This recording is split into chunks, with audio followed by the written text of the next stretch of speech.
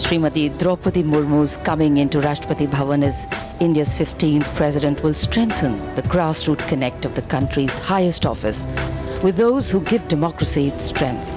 India's people, in not only big towns and cities, but in villages and far-flung areas that are seldom heard of, seen or even thought of, but hold us together as a nation, silently, strictly, and with muted expectations.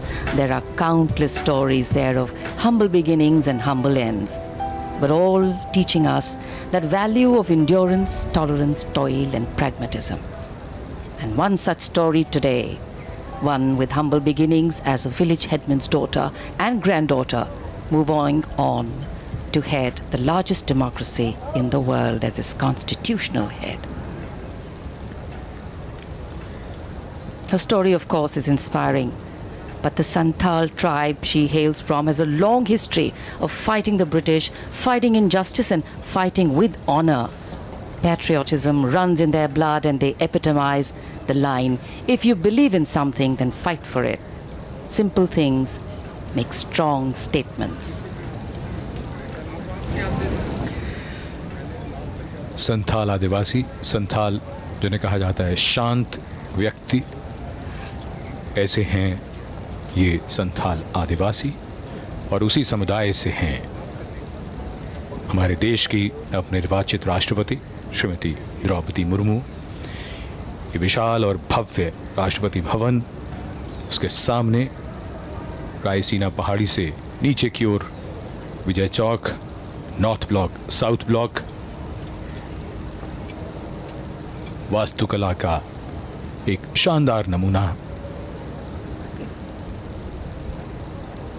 Vijay Chowk से भव्य राष्ट्रपति भवन, जिसके एक ओर north block और दूसरी तरफ south block. और ये दृश्य खास मौक़ों पर हम सब देखते हैं। आज ऐसा ही विशेष अवसर है और यहाँ निवर्तमान राष्ट्रपति के साथ नवनिर्वाचित राष्ट्रपति श्रीमती द्रौपदी मुर्मू अब कुछ ही समय में यहाँ से राष्ट्रपति भवन के प्रांगण की ओर अग्रसर हैं। वहाँ से वो प्रस्थान करेंगी माननीय राष्ट्रपति जी की साथ संसद के केंद्रीय कक्ष की ओर। Specially placed cameras giving you an inside view of the galleries of Rashtrapati Bhavan. Interesting to know that there are 2.5 kilometers of corridors in Rashtrapati Bhavan.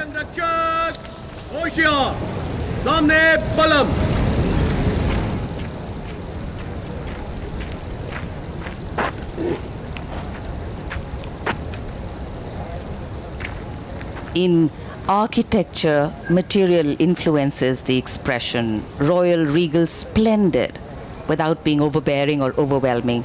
The sandstone pink and cream combination used gives a feeling of space and dimension, new meaning, beautifully synced together, keeping Delhi's climate in mind. We are very blessed to have a lovely light breeze blowing here in the national capital.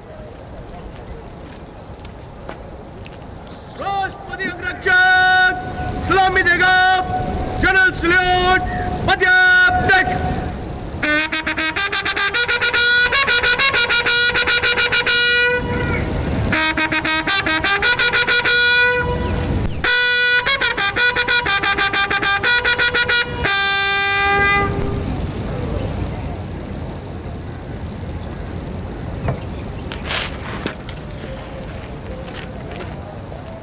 प्रांगण में समारोहिक और औपचारिक गतिविधियां जारी हैं।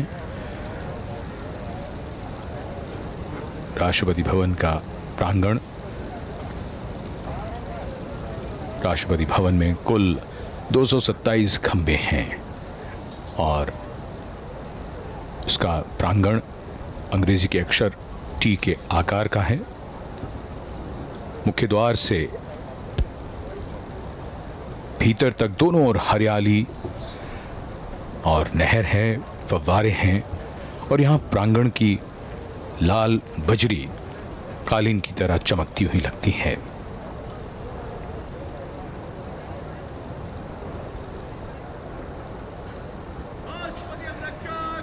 बाजू Ballabh and विश्राम। प्रांगण के ठीक सामने जो गुंबद है वही दरबार हॉल का गुंबद, जो दूर से ही राष्ट्रपति भवन की पहचान। बलुआ पत्थर के बने खंभों के ऊपर चारों कोनों पर घंटियों को उकेरा गया है और भव्य और शानदार इमारत राष्ट्रपति भवन, देश के प्रथम नागरिक का आधिकारिक निवास।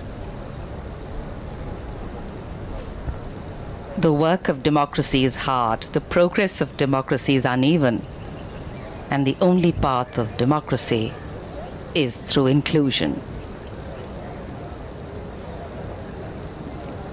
Today we walk the talk of inclusion, diversity, and possibilities. As Srimati Draupadi Murmu will take oath as India's 15th President.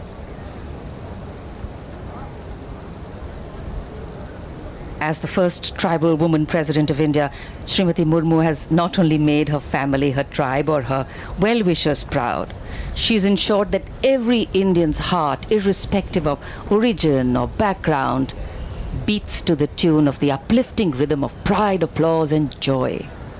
We belong to a country that breaks stereotypes, that raises eyebrows in surprise, and that believes in raising the bar for innovating, adapting, and coping. बहुत सी बातें जो लोगों को आश्चर्य में डाल सकती हैं, लोगों को अविश्वसनीय लगे, भारतीय लोकतंत्र ऐसा करता रहता है, और जिसमें ताज़ा उदाहरण हमारे देश की नवनिर्वाचित राष्ट्रपति का है, साधारण पृष्ठभूमि से आने वाली, और उसके बाद देश के सर्वोच्च संवैधानिक पद पर पहुंचकर उन्होंने करोड़ों करोड़ों मन को प्रेरित किया है, और भविष्य में ये संदेश भी दिया है उन्होंने कि संघर्षों से जूझना है, लड़ना है और आगे बढ़ना है। The President's bodyguard here, their commandant,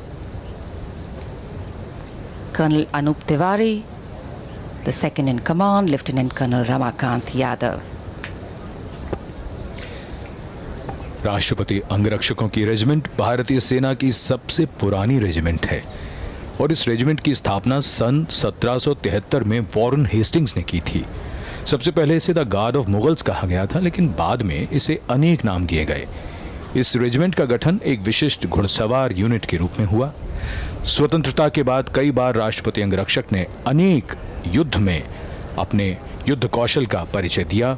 राष्ट्रपति अंगरक्षक के सैनिक समारोहिक औपचारिकताओं में दक्ष हैं, वे प्रशिक्षित घुड़सवार और कुशल टैंक चालक भी हैं। The President's bodyguard on magnificent dark bay and bay-colored mounts. And in fact, the guards are riding steeds that are the tallest held by any mounted unit in the country, at a minimum of 15.5 hands, and these magnificent horses are very well looked after by the 44 Military Veterinary Hospital. A unique, distinct regiment. The personnel are handpicked, all of them at least 6 feet tall. And of course, besides performing ceremonial duties for the President, the officers and men of the bodyguards are trained horsemen, paratroopers and tanksmen. Chushul in 1962, in the Western Theatre in 1965, and in Operation Pavan in Sri Lanka in 1988.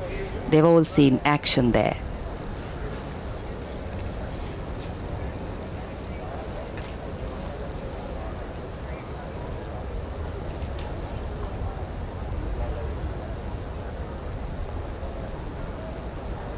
The flag fluttering high, indicating that the President is in Rashtrapati Bhavan, in residence.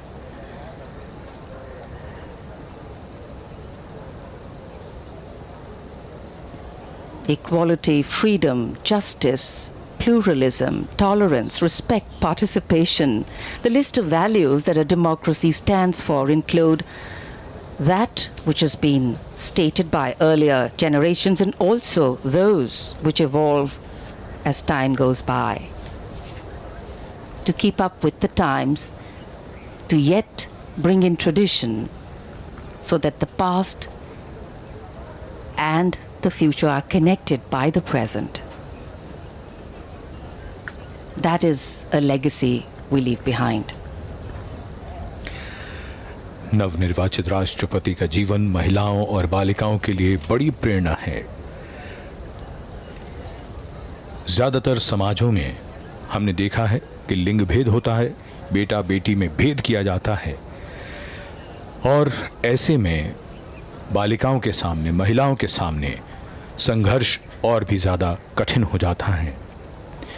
पिछले कुछ वर्षों में सरकार ने बालिका विकास के लिए कई कदम उठाए हैं, जिनमें बेटियों को बचाने के लिए बेटियों को बचाओ और इसी के साथ बेटी बचाओ बेटी पढ़ाओ, सुकन्या समृद्धि योजना, सीबीएसई की उड़ान योजना, लड़कियों के लिए मुफ्त या राज सहायता प्राप्त शिक्षा, कॉलेजों और विश्वविद्यालयों में महिलाओं के लिए आरक्षण, माध्यमिक शिक्षा के लिए लड़कियों को प्रेरित करने की राष्ट्रीय योजना।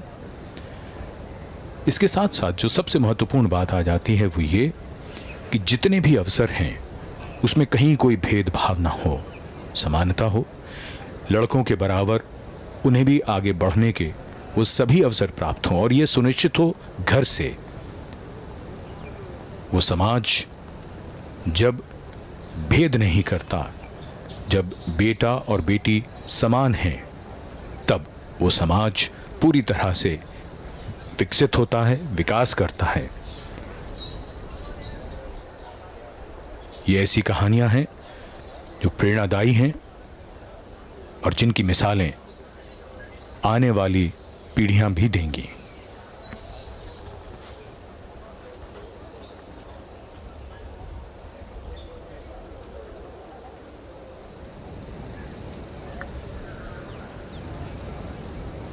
In a short while from now, we shall see the arrival here at the forecourt of the President, Shri Ramnath Kovind, and the President-elect, Srimati Draupadi Murmu.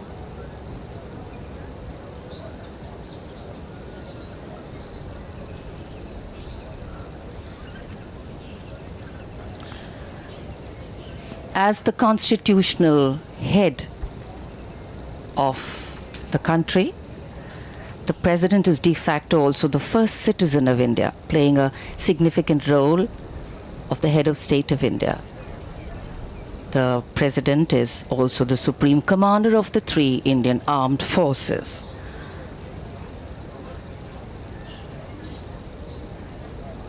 It is laid down in our Constitution that the President has the responsibility and the authority to accord with, to defend and protect the Constitution and its rule of law. The Constitution, which is the basis of our democracy. The Constitution which shows us the way whenever we tend to get lost. The Constitution which ensures the values of dignity for all, equality, equity, brotherhood, fraternity, and justice.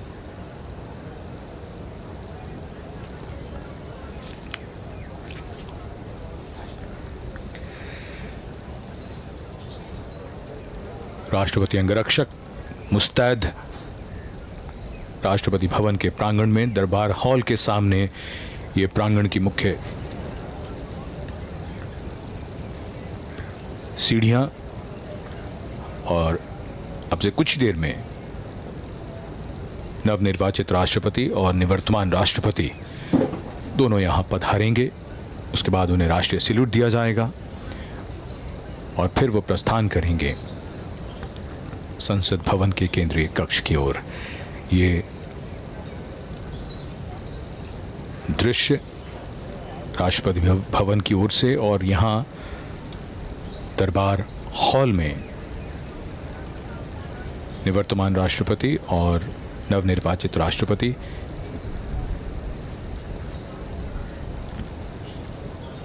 Information, an informal procession.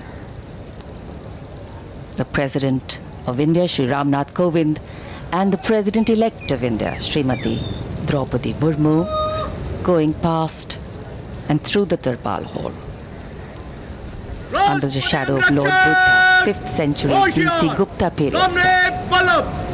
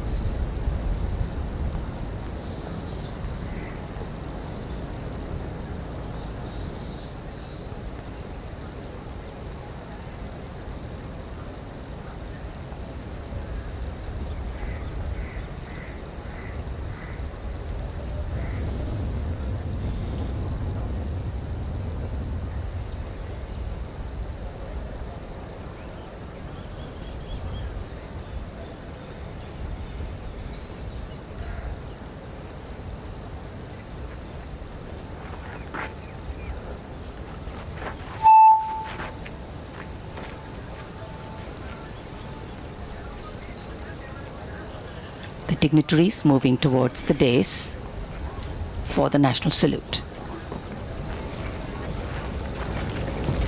राष्ट्रपति अंगरक्षक सलामी देगा राष्ट्र salute मध्य तक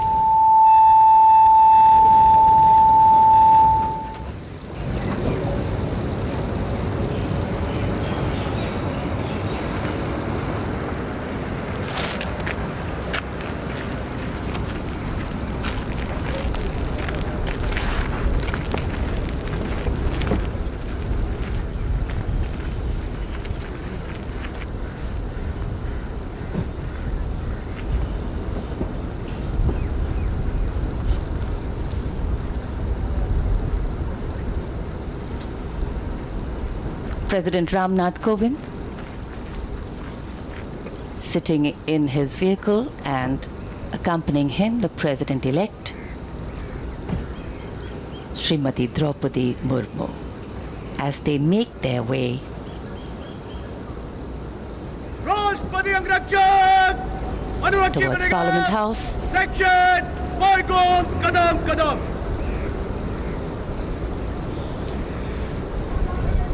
राष्ट्रपति भवन से नवनिर्वाचित राष्ट्रपति श्रीमती द्रौपदी मुर्मू और निवर्तमान राष्ट्रपति श्री रामनाथ कोविंद प्रस्थान कर रहे हैं संसद भवन के केंद्रीय कक्ष की ओर।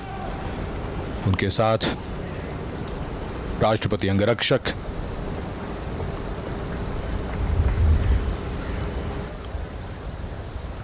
विशाल भव्य राष्ट्रपति भवन के प्रांगण से ये काफिला अब धीरे धीरे राष्ट्रपति भवन के मुख्य द्वार की ओर बढ़ता हुआ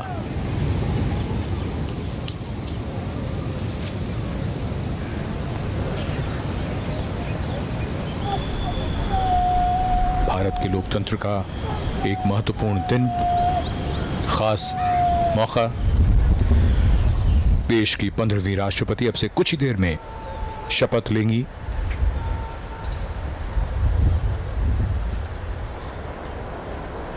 रायसीना पहाड़ी पर बना विशाल और भव्य राष्ट्रपति भवन, जिसकी नींव सन 1911 में रखी गई थी और इसी के जयपुर कॉलम के नज़दीक से गुजर रहा है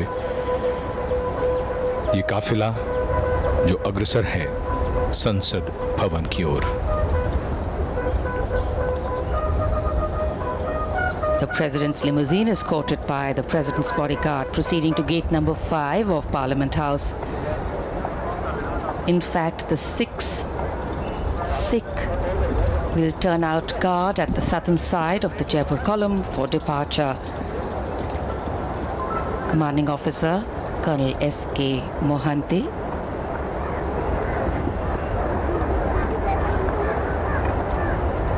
personnel from the 3 services, and we showed you shots of this earlier, have lined up the path with arms on the route and will present arms as the dignitaries pass by.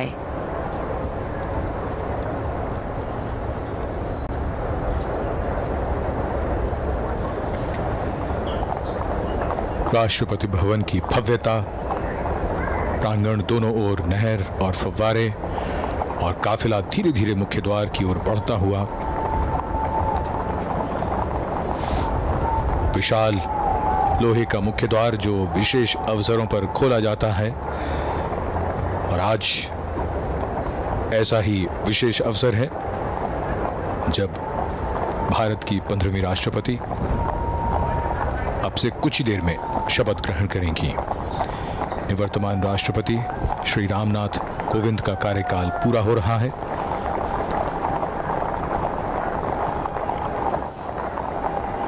और ये काफिला धीरे धीरे रायसीना पहाड़ी से अब विजय चौक की ओर बढ़ता हुआ, वहां से बाईं ओर संसद भवन है जो गंतव्य है इस काफिले का। It's a very poignant moment, reflective moment for President Ramnath Kovind, and of course a joyous and celebratory moment for Srimati Murmu, but also knowing that she has a task ahead and to serve the country to the best of her ability. The guard and personnel from the 3 services lining the path with the fundamental responsibility of maintaining the integrity of the Constitution of India. The President of the largest democracy in the world is vested with specific legislative and judicial and financial powers, among many others, to ensure that the sanctity of the Constitution is upheld. And Indian democracy is the result of the great gift our founding fathers gave us. The gift of a constitution that, other than being the longest written constitution in the world, holds in its embrace the firmness to provide us solid and strong roots and the liberalism to give us wings to grow, fly and change.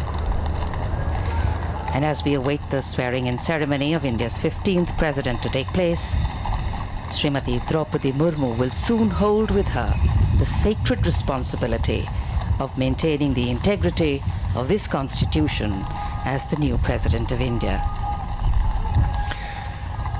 ये काफिला रायसीना पहाड़ी से विजय चौक की ओर बढ़ता हुआ और दोनों ओर तीनों सेनाओं के पर्सनल पूरे मार्ग में। बहुत ही खास अवसर, देश के राष्ट्रपति संवैधानिक प्रमुख होते हैं, तीनों सेनाओं के सर्वोच्च कमांडर होते हैं और देश के प्रथम नागरिक होते हैं। बहुत ही खास अवसर जब एक राष्ट्रपति का कार्यकाल पूरा हो रहा है और नई राष्ट्रपति इस पद की जिम्मेदारी अब से कुछ देर में ग्रहण करेंगी।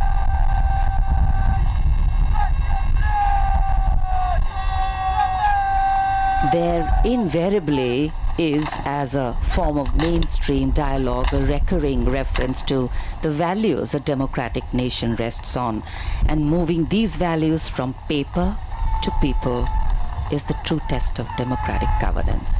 Srimati Murmu, as she will shortly take oath today, will be wanting to ensure that she centers her tenure around these values and principles. The values and principles that she has always held dear, in sync with the form of governance she sits atop as its constitutional head.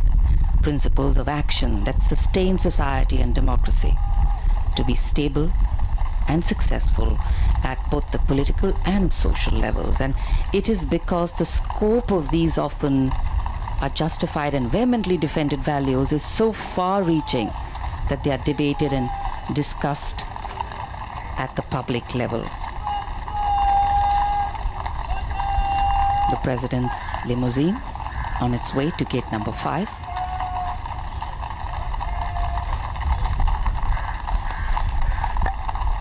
जन कल्याण की यात्रा सतत निरंतर चलती रहती है।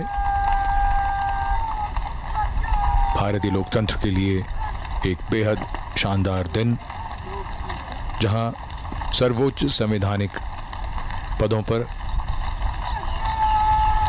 किस तरीके से हस्तांतरण होता है, ये इसके हम सब गवाह बन रहे हैं, साक्षी बन रहे हैं। और ये हमारे लोकतंत्र की, हमारी लोकतांत्रिक विरासत की ये खूबसूरत तस्वीर।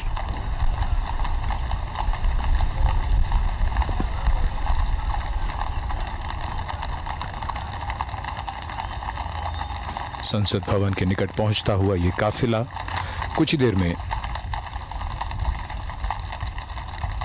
संसद भवन के गेट नंबर 5 पर पहुंचेगा।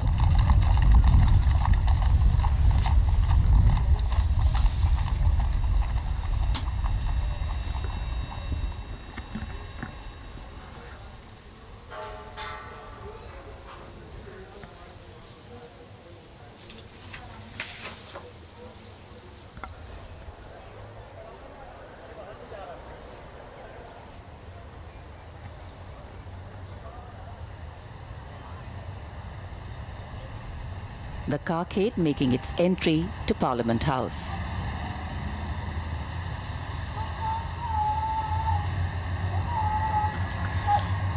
संसद भवन में दाखिल होता हुआ ये काफिला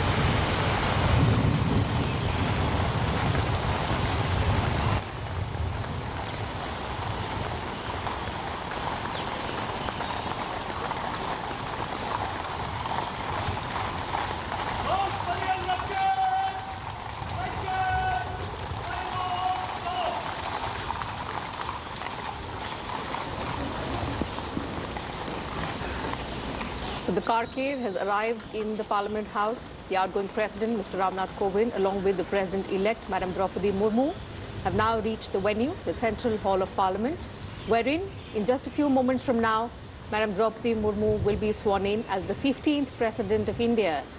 Only the second woman President of the country, the first tribal President, also the youngest President India has ever had.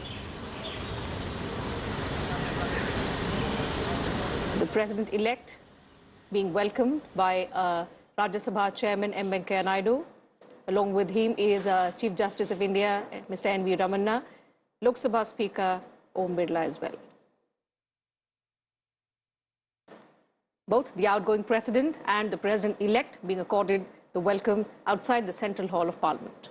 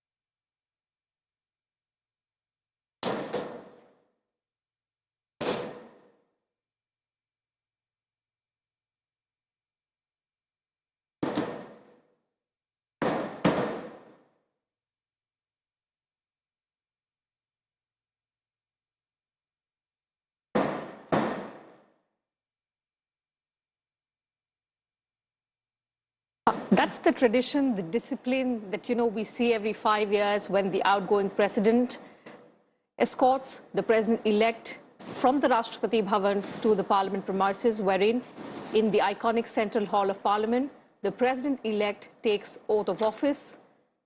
Madam Draupadi Murmu will, in a short while from now, take oath as the 15th President of India in the presence of Rajya Sabha Chairman M. Venkaiah Naidu, Lok Sabha Speaker Om Birla, Prime Minister Narendra Modi, members of the Union Cabinet, also the Chief Ministers of various states, state governors as well, and a host of other dignitaries in attendance inside the Central Hall of Parliament.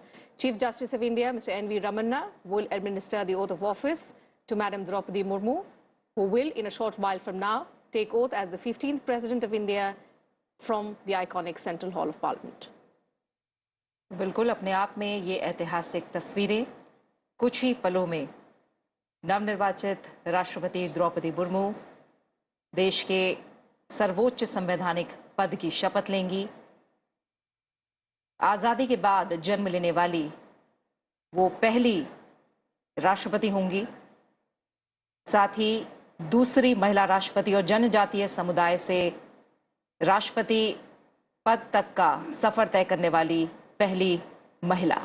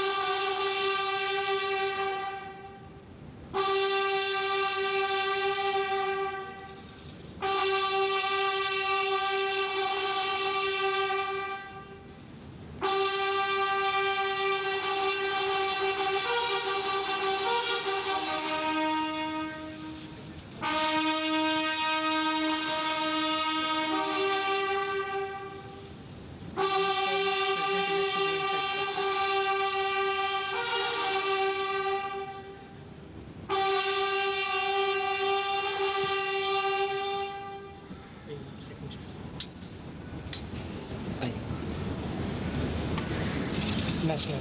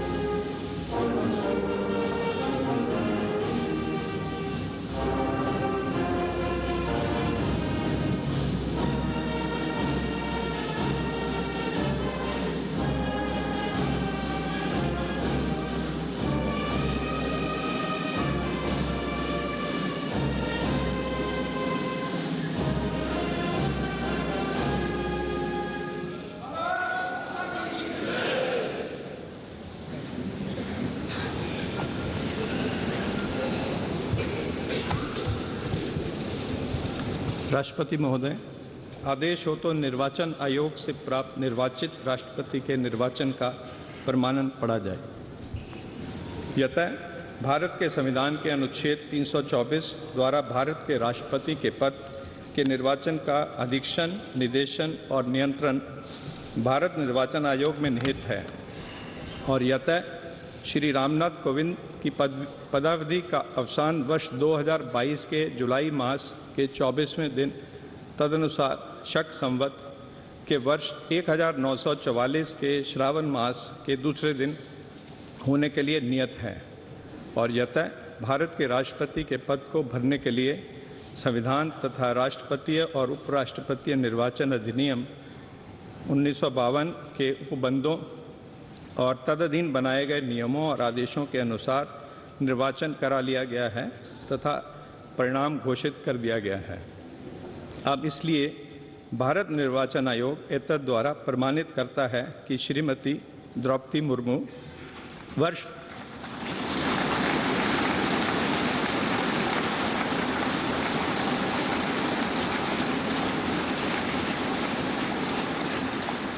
वर्ष 2022 के जुलाई मास के 21वें दिन तदनुसार शक संवत के वर्ष 1944 के आषाढ़ मास के 30वें दिन भारत के राष्ट्रपति पद के लिए सम्यक रूप से निर्वाचित हो गई हैं।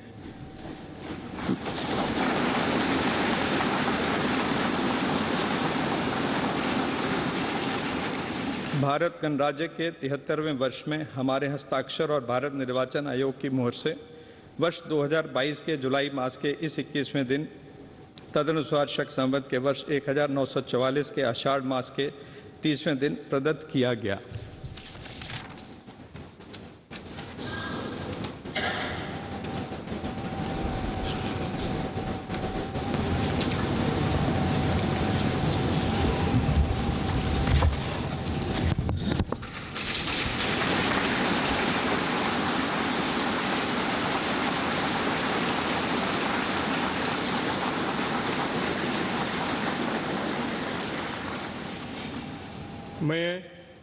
मैं द्रौपदी मुर्मू ईश्वर की शपथ लेता हूँ कि मैं श्रद्धापूर्वक भारत के राष्ट्रपति के पद का कार्यपालन करूँगी तथा अपनी पूरी योग्यता से संविधान और विधि का परिरक्षण, संरक्षण और प्रतिरक्षण करूँगी और मैं भारत की जनता की सेवा और कल्याण में निरत रहूँगी।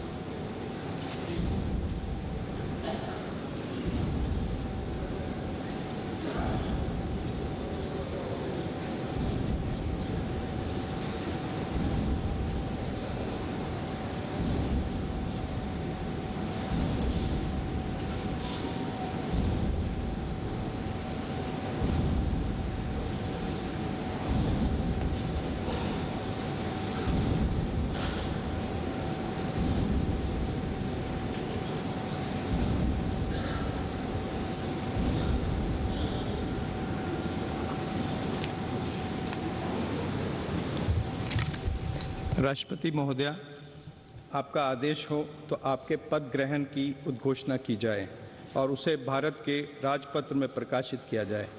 इसकी सूचना प्रमुख सेना केंद्रों तथा विदेश स्थित सभी भारतीय मिशनों, राज्य सरकारों तथा संघ शासित प्रदेशों क्षेत्रों के प्रशासकों को भेजी जाए। भारत सरकार के सभी मंत्रालयों और विभागों को भी सूचना तथा आवश्यक आदेश जारी करने हेतु भेजा जाए।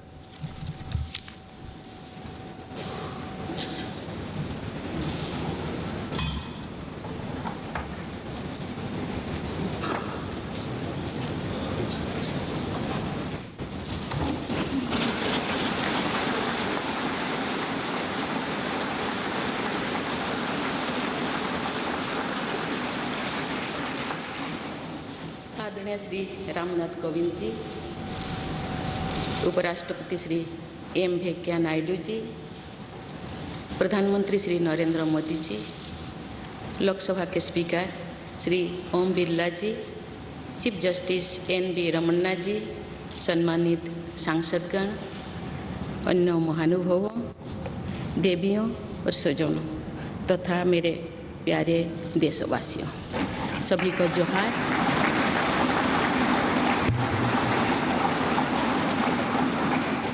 भारत के सर्वोच्च संवैधानिक पद पर निर्वाचित करने के लिए मैं सभी सांसदों और सभी विधानसभा सदस्यों का हार्दिक आभार व्यक्त करती हूँ।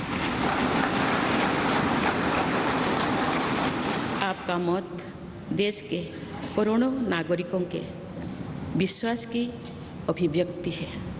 मैं भारत के समस्त नागरिकों की आशा, आकांक्षा और अधिकारों की प्रतीक इस पवित्र संसद से सभी देशवासियों का पूरी विनम्रता से अभिनंदन करती हूँ।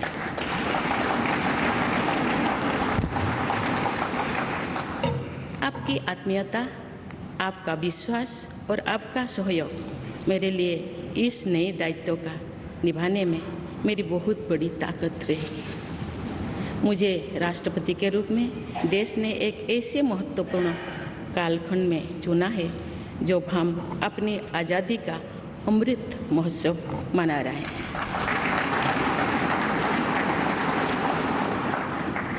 आज से कुछ दिन बाद ही देश अपनी स्वाधीनता के 75 वर्ष पूरी करेगा।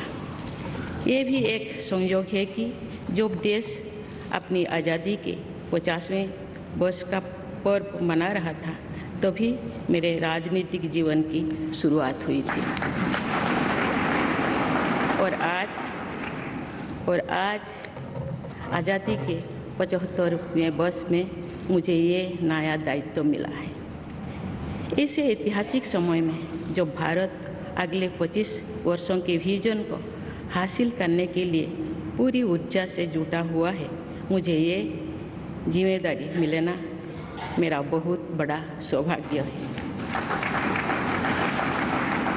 मैं देश की ऐसी पहली राष्ट्रपति भी हूँ जिसका जन्म आज़ाद भारत में हुआ है। हमारे स्वाधीनता सेनानियों ने आज़ाद हिंदुस्तान के हम नागरिकों से जो अपेक्षाएं की थी, उनकी पूर्ति के लिए इस अमृतकाल में हमें तेज गति से काम करना होगा। इन 25 वर्षों में अमृतकाल की सिद्धि का रास्ता 2 पटरी पर आगे बढ़ेगा, सबका प्रयास और सबका कर्तव्य। भारत के उज्जवल भविष्य की नई विकास यात्रा हमें सबके प्रयास से करनी है, कर्तव्य पथ पर चलते हुए करनी ही है। काल यानी 26 जुलाई को कारगिल विजय दिवस भी है। ये दिन भारत की सेनाओं के शौर्य और संयम दोनों का ही प्रतीक है।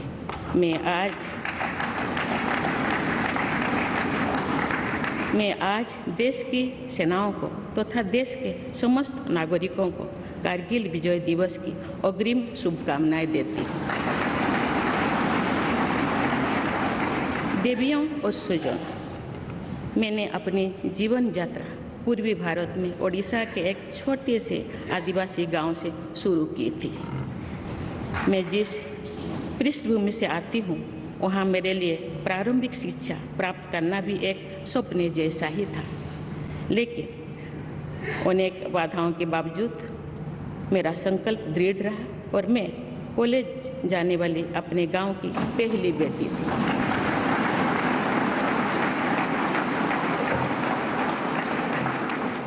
मैं जनजातीय समाज से हूँ और वार्ड काउंसिलर से लेकर भारत की राष्ट्रपति बनने तक का अवसर मुझे मिला है।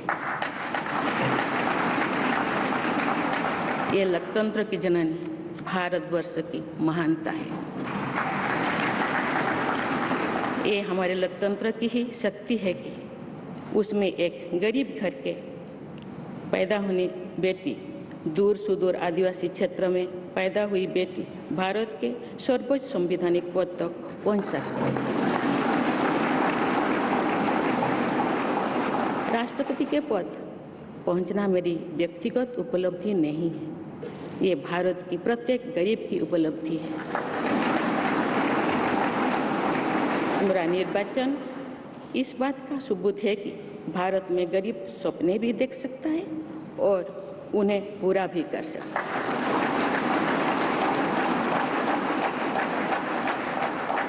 और ये मेरे लिए बहुत संतोष की बात है कि जो सदियों से वंचित रहे, जो जीवन विकास के लाभ से दूर रहे, वे गरीब, दलित, पिछड़े तथा आदिवासी मुझे ये अपना प्रतिबिंब देख सकते हैं।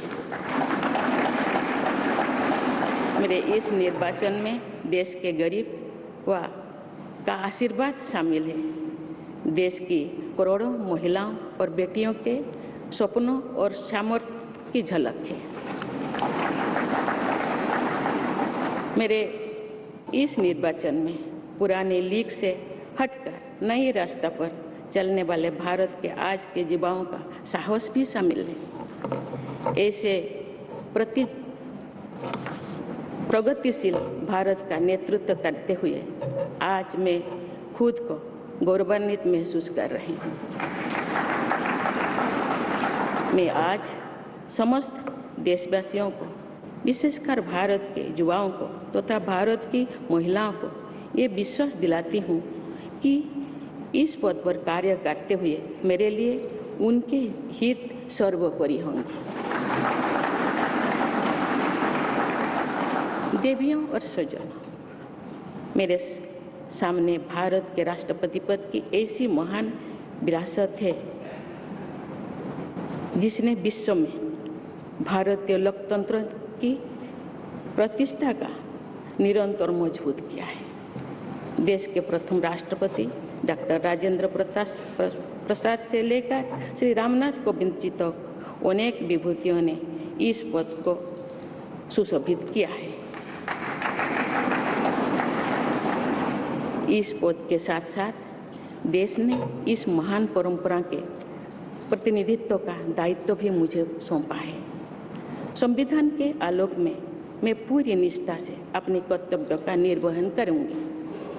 मेरे लिए भारत के लोकतांत्रिक सांस्कृतिक आदर्श और सभी देशवासी हमेशा मेरे ऊर्जा के स्रोत रहेंगे। देवियों और स्वजनों, हमारे संवैधानिक संग्राम में, स्वाधीनता संग्राम में एक राष्ट्र के तौर पर भारत की नई यात्रा की रूपरेखा तैयार की है। हमारा स्वाधीनता संग्राम उन संघर्षों और बलिदानों की अविरल धारा है जिसने आज़ाद भारत के लिए कितनी ही आदर्शों और संभावनाओं की सिंचा था। पूज्य बापू ने हमें स्वराज, स्वदेशी, स्वच्छता और सत्याग्रह द्वारा भारत के सांस्कृतिक आदर्शों की स्थापना का मार्ग दिखाया था। नेताजी सुभाष चंद्र बोस, नेहरू जी, सरदार पटेल, बाबा साहेब अम्बेडकर, भगत सिंह, सुखदेव, राजगुरु, चंद्रशेखर आजाद जैसे अनगिनत स्वाधीनता सेनानियों ने हमें राष्ट्र के स्वाभिमान को सर्वोपरि रखने की शिक्षा दी थी। रानी लक्ष्मीबाई, रानी वेलु नाचियार, रानी गाईदिन्लु और रानी चेन्निमा जैसी अनेकों वीरांगनाओं ने राष्ट्र इच्छा और राष्ट्र निर्माण में नारी शक्ति की भूमिका को नई ऊर्जा दी है। संथाल क्रांति, पाइक क्रांति से लेकर कोल क्रांति और भील क्रांति ने स्वतंत्रता संग्राम में आदिवासी योगदान को और सशक्त किया। सामाजिक उत्थान एवं देश प्रेम के लिए धरती आबा भगवान बिरसा मुंडा जी के बलिदान से हमें प्रेरणा मिली थी। मुझे खुशी है कि आज़ादी की लड़ाई में जनजातीय समुदाय के योगदान को समर्पित अनेक म्यूजियम देश भर में बनवाया जा रहा है। देवियों और स्वजनों, एक संसदीय लोकतंत्र के रूप में 75 वर्ष में भारत ने प्रगति के संकल्प को सहभागिता एवं सर्वसम्मति से आगे बढ़ाया है। विविधताओं से भरे अपने देश में हम अनेक भाषा, धर्म, संप्रदाय, खान पान, रहन सहन, रीति रिवाजों का अपनाते हुए एक भारत श्रेष्ठ भारत के निर्माण में सक्रिय है। आज़ादी के 75वें वर्ष के अवसर पर आया है अमृतकाल। भारत के लिए नए संकल्पों का कालखंड है। आज मैं इस नए युग के स्वागत में अपने देश को नई सोच के साथ तत्पर और तैयार देख रही हूँ। भारत आज हर क्षेत्र में विकास का नया अध्याय जोड़ रहा है। कोरोना महामारी के वैश्विक संकट का सामना करने में भारत ने जिस तरह का सामर्थ्य दिखाया है, उसने पूरे विश्व में भारत की साख बढ़ाया है।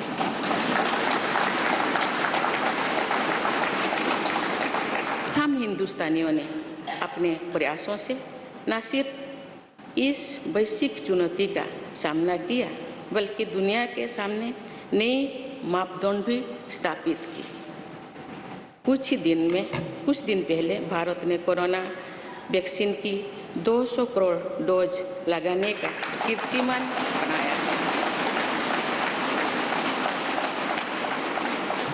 इस पूरी लड़ाई में भारत के लोगों ने जिस संयम, साहस और सहयोग का परिचय दिया, वो एक समाज के रूप में हमारी बढ़ती हुई शक्ति और संवेदनशीलता का प्रतीक है। भारत ने इन मुश्किल हालात में न केवल खुद को संभाला, बल्कि दुनिया की मदद भी की। कोरोना महामारी से बने माहौल में आज दुनिया भारत को नए विश्वास से देख रही है।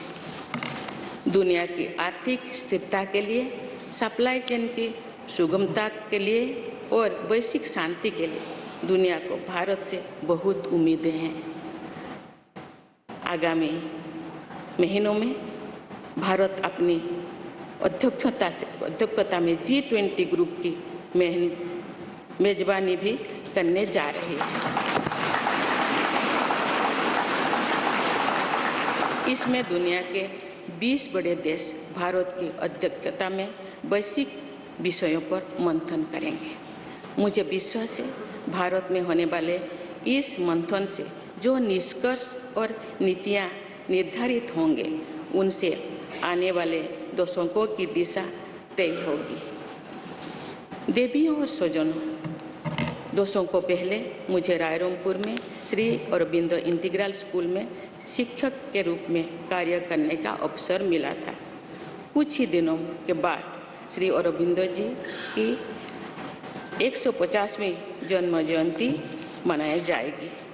शिक्षा के बारे में श्री अरबिंदो के विचारों ने मुझे निरंतर प्रेरित किया है। जनप्रतिनिधि के रूप में विभिन्न पदों पर कार्य करते हुए और फिर राज्यपाल के रूप में भी मेरा शिक्षण संस्थानों के साथ सक्रिय जुड़ाव रहा है। मैंने देश के युवाओं के उत्साह और आत्मबल को करीब से देखा है।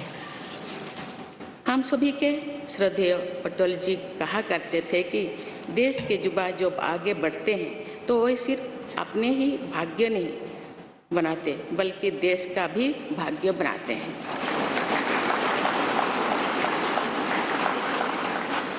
आज हम इसे सोच होते देख रहे हैं। वोकल फॉर लोकल से लेकर डिजिटल इंडिया तक हर क्षेत्र में आगे बढ़ रहा आज का भारत विश्व के साथ कदम से कदम मिलाकर औद्योगिक क्रांति 4.0 के लिए पूरी तरह भारत तैयार है। रिकॉर्ड संख्या में बन रहे स्टार्टअप्स में नए इनोवेशंस में दूर सुदूर क्षेत्रों में डिजिटल टेक्नोलॉजी की स्वीकार्यता में भारत के युवाओं की बड़ी भूमिका है। बीती वर्षों में भारत ने जिस तरह महिला सशक्तिकरण के लिए निर्णय लिए हैं, नीतियाँ बनाई गई है, इससे भी देश में एक नई शक्ति का संचार हुआ है। मैं चाहती हूँ कि हमारी सभी बहनें व बेटियाँ अधिक से अधिक सशक्त हो तथा वे देश के हर क्षेत्र में अपना योगदान बढ़ाती रहें। मैं अपने देश के युवाओं से कहना चाहती हूँ कि आप न केवल अपने भविष्य का निर्माण कर रहे हैं बल्कि भविष्य के भारत की नींव भी रख रहे हैं। देश के राष्ट्रपति के तौर पर मेरा हमेशा आपको पूरा सहयोग रहेगा। देवियों और सुजों, विकास और प्रगतिशीलता का अर्थ निरंतर आगे बढ़ना होता है, लेकिन साथ ही अपने अतीत का ज्ञान भी उतना ही आवश्यक है। आज जो विश्व सस्टेनेबल प्लैनेट की बात कर रहे हैं तो उसमें भारत की प्राचीन परंपराओं, हमारे अतीत की सस्टेनेबल लाइफस्टाइल की भूमिका और बढ़ जाती है। मेरा जन्म तो उस जनजातीय परंपरा से हुआ है जिसने हजारों वर्ष से प्रकृति के साथ तालमेल बनाकर जीवन को आगे बढ़ाया है। मैंने जंगल और जलाशयों के महत्व को अपने जीवन में महसूस किया है।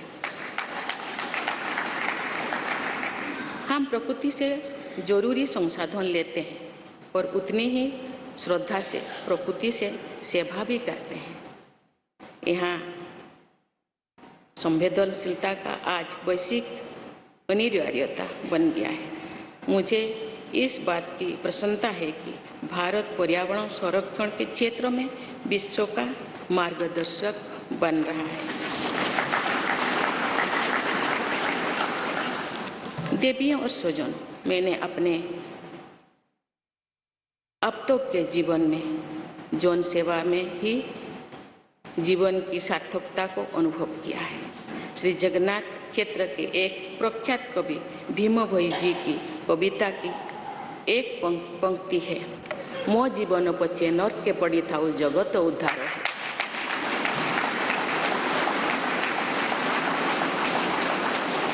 अर्थात अपने जीवन के हित और हित से बड़ा जगत कल्याण के लिए कार्य करना होता है। जगत कल्याण की इसी भावना के साथ मैं आप सब के विश्वास पर खरा उतरने के लिए पूरी निष्ठा व लगन से काम करने के लिए सदैव तत्पर रहूँगी। आइए हम सभी एकजुट होकर समर्पित भाव से कर्तव्य पथ पर आगे बढ़े तथा वैभवशाली व आत्मनिर्भर भारत का निर्माण करें। धन्यवाद। जय हिंद, जय Bharat.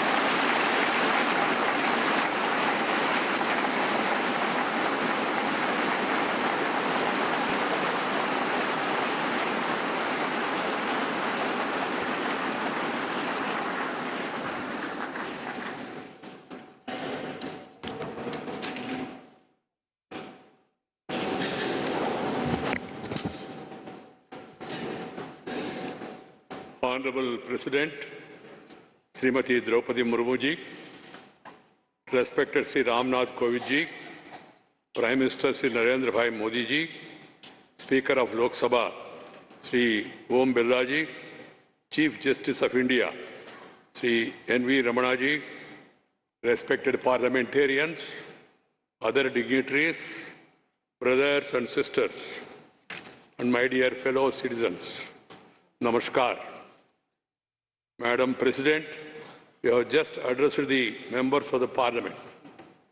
I wish to read a few paragraphs from the English version of the address, and the rest of Rest may be considered as read in view of the time constraint.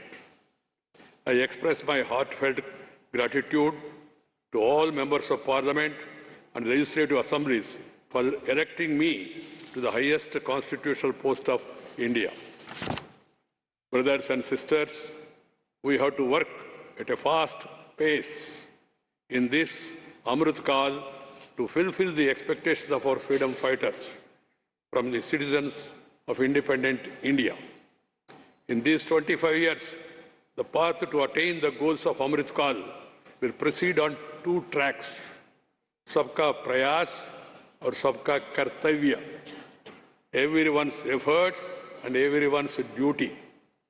The new development journey towards the bright future of India has to be undertaken by our collective efforts following the path of duty. We will be observing Kargil Vijay Divas tomorrow, July 26th. This day is a symbol of both the bravery and the restraint of the Indian armed forces. Today, I extend my best wishes in advance to the armed forces of the country and to all the citizens of India. Brothers and sisters, growth and progress mean continuously marching ahead. But equally important is awareness about one's past. Today, when the world is talking about sustainable planet, the role of India's ancient traditions and sustainable lifestyle becomes more important. I was born in the tribal tradition which has lived in harmony with the nature for thousands of years. I have realized the importance of forests and water bodies in my life. We take necessary resources from nature and serve nature with equal reverence. This sensitivity has become a global imperative today. I'm happy that India is guiding the world in the field of environmental protection. Brothers and sisters, in my life so far, I have realized the meaning of life only through public service. There is a line from the poem of Bhim Bhoi Ji, a famous poet of Sri Jagannath Kshetra.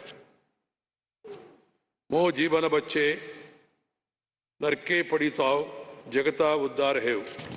That is, working for the welfare of the world is far greater than one's own interest. With the spirit of welfare of the world, it always be ready to work.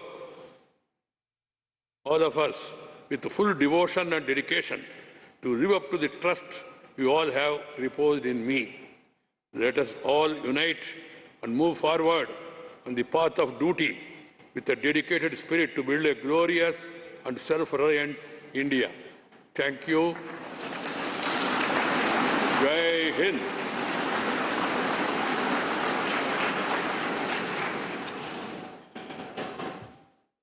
राष्ट्रपति महोदय, आपकी आज्ञा हो तो समारोह की कार्यवाही समाप्त की जाए।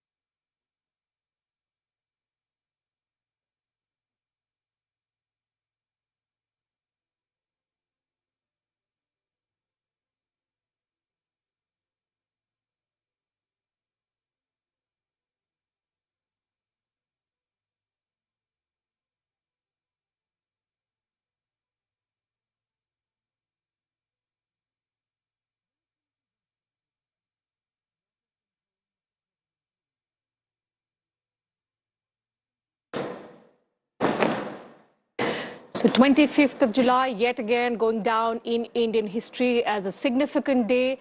The 10th successive president to have been sworn in today. Madam Draupadi Murmu was sworn in as the 15th president of India a short while ago. The oath of office was administered to her by Chief Justice of India, N.V. Ramanna. The ceremony has now concluded. In fact, after the oath-taking ceremony, which was followed by a 21-gun salute and the first address of the 15th president, which was then, excerpts of which were also translated in English and read out by Vice President and Rajya Sabha Chairman Mr. M. Venkaiah Naidu. The ceremony in the Central Hall of Parliament has now concluded. And as you can see, the 14th President of India, Mr. Ramnath Kovind, the new President, Madam President Murmu, along with other dignitaries now leaving for the Rashtrapati Bhavan.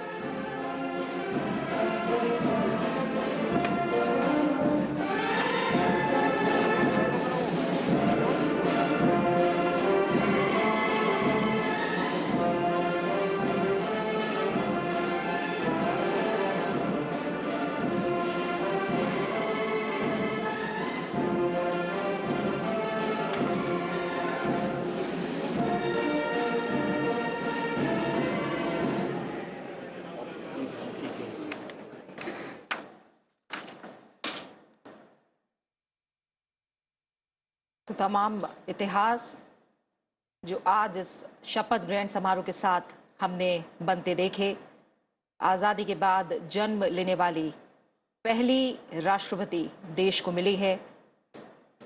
साथ ही हम देख रहे हैं कि अब राष्ट्रपति द्रौपदी मुर्मू राष्ट्रपति भवन की ओर रवाना होंगी और राष्ट्रपति भवन के फोरकोर्ट में हैंडिंग ओवर सेरेमनी होगी और इसके बाद राष्ट्रपति भवन से रामनाथ कोविंद विदा होंगे।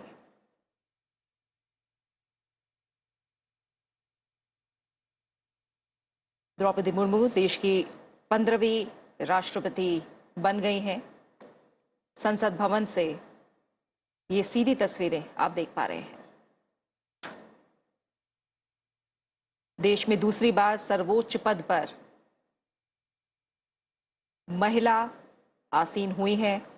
कई मायनों में आज हमने इतिहास को बनते देखा है और तमाम बड़ी बातें जो आज राष्ट्रपति पद की शपथ लेने के बाद राष्ट्रपति द्रौपदी मुर्मू ने कही हैं। उन्होंने नई भारत की नई तस्वीर का जिक्र किया और कहा कि वो तमाम देशवासियों की जो आशाएं हैं, आकांक्षाएं हैं, उनका अभिनंदन करती हैं। और सबसे बड़ी बात कि एक महत्वपूर्ण कालखंड है जिस दिन उन्होंने राष्ट्रपति पद की शपथ ली है। देश आज़ादी का अमृत महोत्सव मना रहा है।